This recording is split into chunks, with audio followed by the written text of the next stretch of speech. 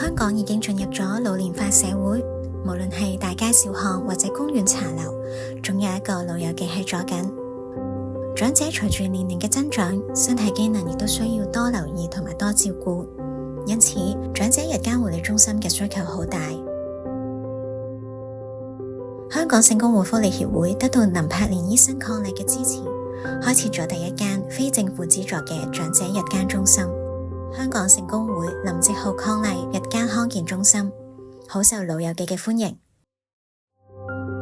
從最初幾位老友記，到後來逐漸壯大，成為大家庭，承載我哋好多溫馨嘅回憶。隨住時間推移，越來越多老友記加入我哋嘅大家庭。現在我哋又得到林夕浩慈善基金嘅支持，於春暉花園開展了第2間日間復康中心。香港聖公會林夕浩日間復康中心。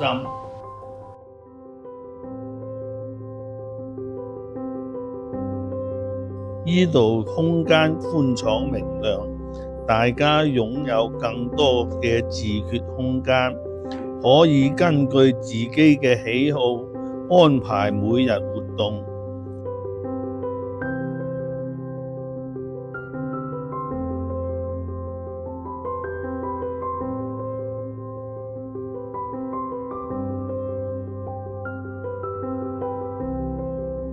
咁上到嚟啲設備啊，各樣嘢都好齊全啦。咁啲服務啲姑娘啊，所有啲職員啊，即係好殷勤啦。啲器材又充足啦，咁適合我呢個復康嗰個需求啊。咁樣我翻嚟中心已經有6年㗎啦，同啲老友記玩得開心。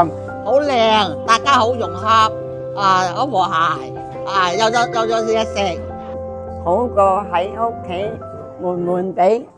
盡快做多啲運動，咁強健翻個身體，希望起得翻身行路啦，因為冇行咗路成7-8年咁多啦，所以就希望有個機會俾我把握翻咯。香港聖公會福利協會得到林夕浩慈善基金嘅支持，讓我哋能夠持續為長者提供適切嘅服務。呢度唔單止係日間復康中心，更加係讓到老友記重拾生活樂趣嘅大家庭。